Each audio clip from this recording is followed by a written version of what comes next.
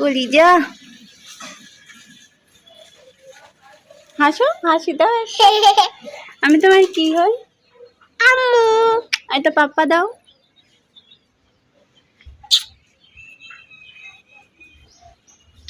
কলিজা মনে পড়ে আসসালামু আলাইকুম এভরিওয়ান, কেমন আছেন আপনারা সবাই? আশা করি সবাই ভালো আছেন, সুস্থ আছেন। আলহামদুলিল্লাহ আমিও ভালো আছি। আজকে তো আমি অনেক বেশি এক্সাইটেড আর অনেক বেশি খুশি কখন নূরকে দেখতে যাব। তো আজকে আমি আমার বাচ্চাটাকে দেখতে যাব জন্য সকাল সকাল উঠে পড়ছি, কাজগুলো সারছি। আজকে বলতে এটা ছিল গত শুক্রবারের ভিডিও, কারণ শুক্রবারে আমার অফিস বন্ধ থাকে জন্য আমি ভাবলাম নূরকে দেখতে যাব। এর আগে একদিন গিয়েছিলাম রাতের বেলা নূরকে দেখতে, সেদিন আপনাদের সঙ্গে শেয়ার করা হয় না আর কি। তো এর আগে যখন আমি গিয়েছিলাম তখন আমার বাচ্চাটা আমার কাছে অনেক বড় একটা গাড়ির আবদার করছিল, এই জন্য সকাল সকাল আমি ঈশ্বরদী মার্কেটে চলে আসি। কিন্তু ঈশ্বরদী মার্কেটে আসার পরেও আমি ব্যর্থ হই, কারণ গাড়িটা খুঁজে পাই না। আমার আসতে আসতে একটু লেট হয়ে যাওয়ার কারণে সমস্ত দোকান বন্ধ হয়ে গিয়েছিল। তো এদিকে আমি আসছি কারণ এখানে ফলের দামটাও অনেক কম থাকে। ভাবছি আমার বাচ্চাটাকে দেখতে যাব, সব রকম ফলটা কিনে নিয়ে যাব আর কি, সে পছন্দ করে ফলটা খাইতে। তো ফল কিনে আমি রূপপুর মোড় হয়ে যাচ্ছি রিক্সায় উঠে শ্বশুর বাড়ি। আর এটা ছিল রূপপুর পারমাণবিক কেন্দ্রের ভিউ। এই ভিউটা আমি এর আগে অনেকবার শেয়ার করছি আর কি। আর এখানকার ভিউটা আমার এত সুন্দর লাগে আমি আপনাদেরকে বোঝাইতে পারবো না। এজন্য বারবার এখানে আসলে আমার অনেক ভালো লাগে, ভিডিও করতে ইচ্ছে করে। তাই প্রতিবারের মতো আজকেও ভিডিও করে ফেললাম। তো কথা বলতে বলতে চলে আসলাম শ্বশুর বাড়ি। এসেই নূরকে কোলে নিলাম, আদর করলাম। নূর আমাকে দেখে অনেকটা খুশি হয়েছিল, অনেক গল্প করতেছিল, আমাকে দাঁত দেখাইতেছিল। চকলেট খাওয়ার কারণে ওর দাঁতগুলো অনেক পোকা লাগছে, এই জন্য দেখাইতেছিল, আদর করতেছিল। তো আমারও আজকে অনেক ভালো লাগছে।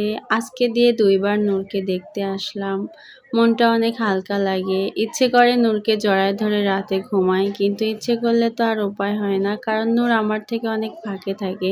আর আপনারা যারা কমেন্ট করেন যে মা হয়ে কিভাবে সন্তানকে ছাড়া ফাঁকে থাকতে পারে, ফাঁকে আছে তো কি হয়েছে, আমি জানি আমার সন্তান ভালো আছে, তাকে সুস্থ রাখবে তার দাদি ফুবুরা। কিন্তু যতটা কনফিউশন আমার মায়ের বাড়িতে থাকলে হতো, ততটা কনফিউশনে আমার পড়তে হয় না আমার শ্বশুর বাড়িতে নূর থাকলে।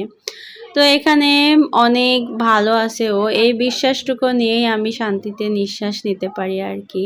আর একজন মেয়ে তো মাই, আপনারা যারা বোঝেন তারা অবশ্যই বুঝবেন। আশা করি আর খারাপ কমেন্ট করবেন না, কারণ আমার সন্তানের উপর ভালোবাসা, টান, মহব্বত সারা জীবন থাকবে মৃত্যুর আগ পর্যন্ত। তো আসার পরে আলহামদুলিল্লাহ আমার শ্বশুর শাশুড়ি সবাই আমার সঙ্গে ভালো ব্যবহার করছে। তো শ্বশুর বাড়িতে গেছিলাম, এবার আমি তাদের ব্যাপারে কিছু কথা বলি। তারা কিন্তু প্রথমে যেদিন আমি গিয়েছিলাম রাতের বেলা, আমি কিন্তু ঘরে উঠি নাই, বাইরেই দাঁড়াইছিলাম, আমার বান্ধবীর সঙ্গে গিয়েছিলাম। আমার শাশুড়ি বলল ঘরে উঠো, বসো, ভাত খাও, কিন্তু সেদিন খাইছিলাম না। মনের মধ্যে একটু মানে অভিমান ছিল, আমার একটু রাগ ছিল। তো পরের সপ্তাহে যখন গেলাম আর কি, তখন দেখছি আমার শাশুড়ি রান্না করছে। রান্না করতে যদি 20-30 মিনিট দেরি হয়, সেখানে আমার শাশুড়ি রান্না করতেছে তাড়াহুড়া করে। দেখলাম যে আমাকে বলতেছে যে ভাত খেয়ে যাও। তো আমি ভাবলাম যে একটা মুরব্বী মানুষ এত কষ্ট করে রান্না করতেছে, আবার খেয়ে যাইতে বলল, না খেয়ে গেলে কেমন হয়? সে তো আমাকে ভালোবেসে, আসলে মানুষ কাউকে যদি কিছু দেয় তাহলে কিন্তু তাকে ভালোবেসেই দেয়। আবার কাউকে যদি কিছু বলে, মানে শাসন কিংবা বকাঝকা দেয়, তাকে কিন্তু ভালোবেসেই দেয় এইগুলা, তাই না?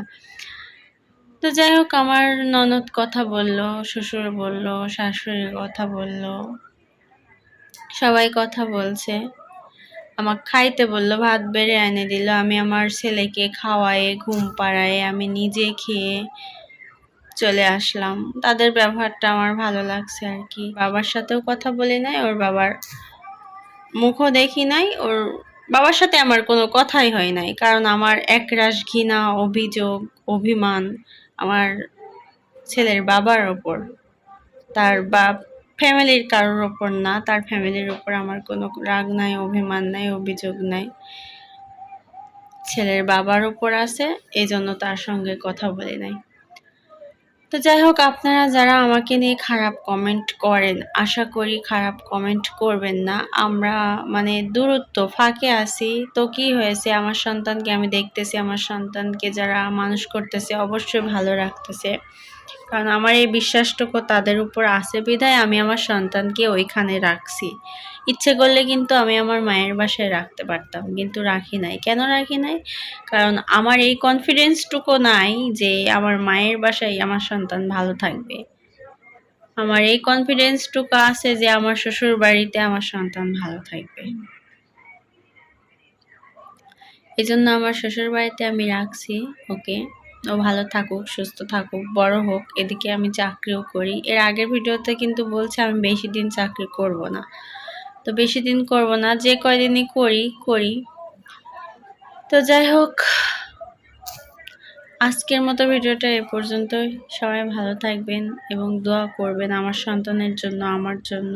অবশ্যই যদি কারোর কাছে ভুল করে থাকি, অবশ্যই ক্ষমা চাওয়ার দরকার হলে চাইবো। ক্ষমা চাইলে কিন্তু মানুষ ছোট হয় না। ভুলের জন্যই ক্ষমা উচ্চারণটা আসছে দুনিয়াতে। তো সবাই ভালো থাকবেন, আমাদের জন্য দোয়া করবেন। আল্লাহ হাফেজ।